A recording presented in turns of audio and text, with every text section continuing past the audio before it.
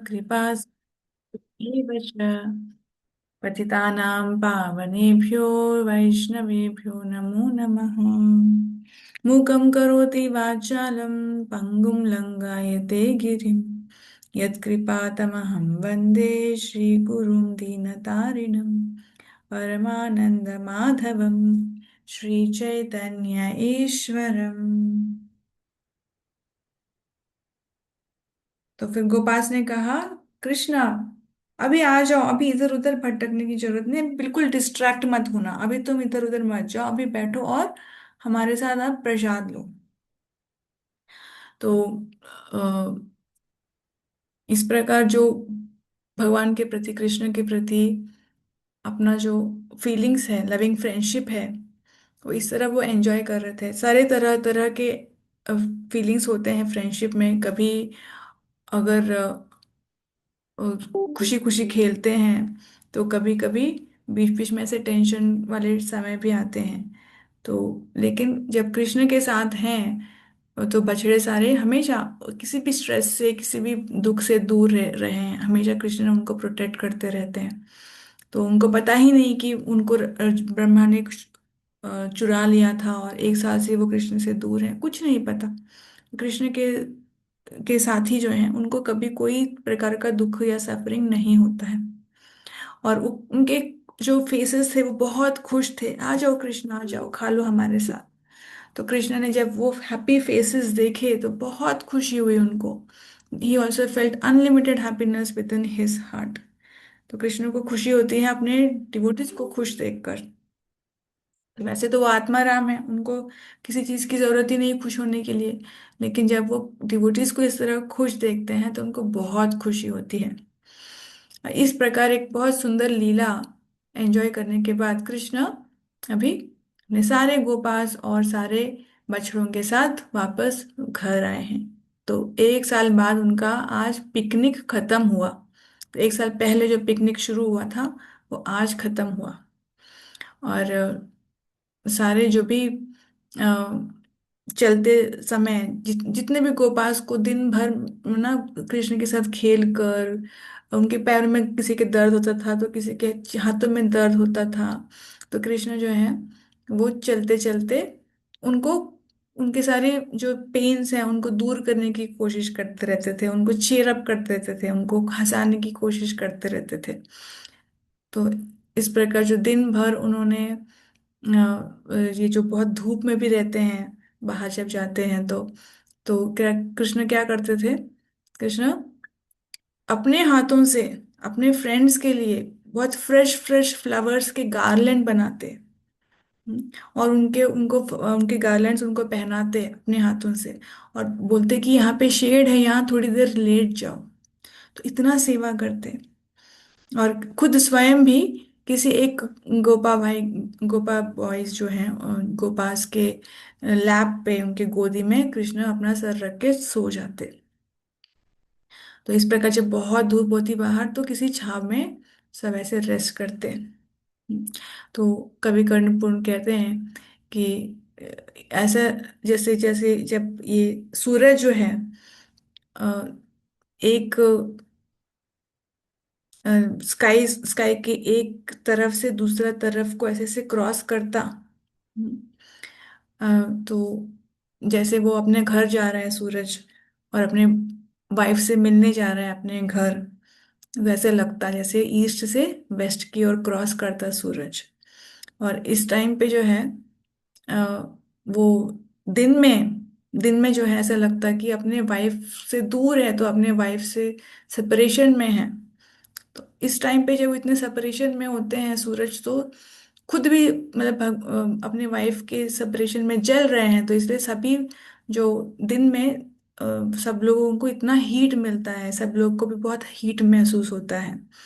और जैसे जैसे सूरज अपने वाइफ से मिलने जाते हैं वेस्ट की ओर, वो मिलन का टाइम जब होता है तब वो खुश हो जाते हैं, तब वो शांत हो जाते हैं। तो सभी जो नीचे हमारे जो सूरज की रोशनी में है, भूमंडल में, उन सबका भी अ, वो जो गर्मी है उससे उनको मुक्ति मिल जाती है।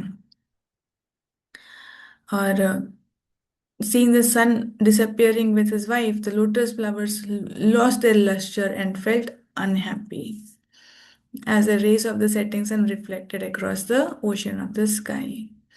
तो अभी जो है, दिन भर जो लोटस फ्लावर खिले थे, वो जैसे सूरज अपने वाइफ के पास चले जाते हैं तो ये सब अनहैप्पी फील करते हैं, अभी हमारे पास सूरज नहीं है, तो वो सब मुरझा जाते हैं। और यह टाइम होता है जब कृष्ण अपने बछड़ों को वापस घर ले आते हैं वृंदावन में। और इसी टाइम पे जो है फ्लूट्स, बफेलो हॉर्न्स, ये सब कुछ तो हमेशा हम देख रहे हैं ना कि कृष्ण अपने कमर में रखते हैं। बफेलो हॉर्न और फ्लूट ये किस लिए है? ये इन्हीं बछड़ों को बुलाने के लिए है। इसी आवाज से बछड़े सारे, वो जब ये सारा आवाज गूंजता है पूरे सारे डायरेक्शंस में, तो सारे बछड़े जो है, तो उनको फील होता है कि अभी कृष्ण हमें बुला रहे हैं, घर जाने का टाइम हो गया है। लेकिन जो गोपास है उनको बिल्कुल मन नहीं करता घर जाने का।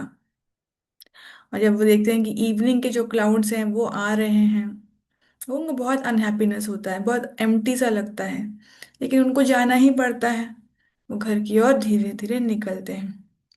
लेकिन साथ में कृष्ण चल रहे हैं ना उनके, तो इसका उनको खुशी होती है कि चलो हम कृष्ण के साथ चल चल के घर जाएंगे। और फिर इस टाइम पे अघासुर, अघासुर को मर के अभी 1 साल हो गया है ना।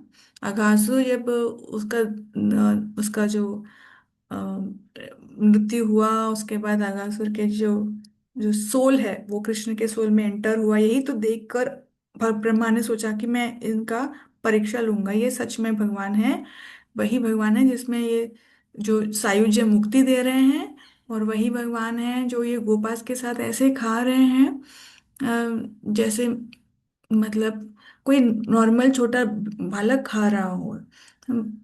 तो उनको डाउट होता है कि दोनों में से क्या है जो सच है, अब मुझे टेस्ट करना है। तो इसलिए उन्होंने टेस्ट किया था ना। तो अघासुर का जो बॉडी है अभी वहां पर, वो अभी भी उधर ही था, और 1 साल से वहीं पे है। लेकिन ये न्यूज़ जो है अभी तक कि कृष्ण ने अघासुर को मारा है, ये अभी यहाँ तक वृंदावन में पहुंचा ही नहीं, क्योंकि गोपास तो आए ही नहीं ना बताने के लिए कि ऐसा हुआ था, आज ये हुआ था, आज अघासुर को मारा था। ये चीज तो यहाँ पहुंचा ही नहीं, क्योंकि उससे पहले ही गोपास को ब्रह्मा ने चुरा लिया था। तो 1 साल बाद आकर अभी अघासुर वध के बारे में अपने अपने विलेजेस में गोपास बताने वाले हैं। तो अ, जब वो मदर्स के पास आए तो क्विकली वो गए अपने अपने मदर्स के पास, और अ, वो बताने लगे। और Lord Krishna moved behind them. Their rear legs refused to cooperate with the front ones, and thus they could not run very fast. ये काव्स भी, बछड़े भी चल रहे हैं लेकिन उतने फास्ट नहीं चल पा रहे हैं। अभी जैसे ही कृष्ण वृंदावन के बाउंड्री पे पहुंचते हैं सारे बछड़ों को, गोपास को लेके, तब वहां पे वो अपना फ्लूट बजाना शुरू करते हैं। तो ये फ्लूट दूसरा फ्लूट है। इससे पहले जो फ्लूट है वो बछड़ों को बुलाने के लिए कि चलो घर जाते हैं। अभी ये फ्लूट जो है ये है वृंदावन वासियों को बताने के लिए कि हम आ रहे हैं, हम पहुंच गए हैं, हम बस घर आने ही वाले हैं। तो ये वाला जो फ्लूट था कि कृष्ण के अराइवल का फ्लूट, ये वृंदावन वासियों के कानों के लिए जैसे मतलब अमृत था। उनको इतना खुशी, इतनी खुशी होती थी, जैसे जैसे वो केस ये वाले इस फ्लूट का जो ब्लिस है, जो आनंद है, वो अपने कानों के थ्रू पीते थे, उनको बहुत बहुत आनंद की अनुभूति होती थी। And they felt the ultimate joy in seeing his lovely form. और धीरे धीरे, ये तो पहले साउंड है, उसके बाद भगवान का फॉर्म, भगवान का रूप, अब वो भी देखने को उनको मिलने वाला है। तो वो देखते धीरे धीरे कृष्ण का रूप भी उनके सामने आ रहा है। और फिर तब उनको लगता कि आज आज जो सुबह से हम लोग ऐसे हैं जैसे हम मरे हुए हैं। हाँ, कृष्ण के सेपरेशन में पूरे दिन में हम लोग ऑलमोस्ट, हमें कोई जीवन है ही नहीं, हमारे बॉडीज ऐसे हैं जैसे ये जीवन के बिना कोई बॉडी है बस। और अभी उसी बॉडी में वापस जीवन लौट रहा है, उनको ऐसे लगता।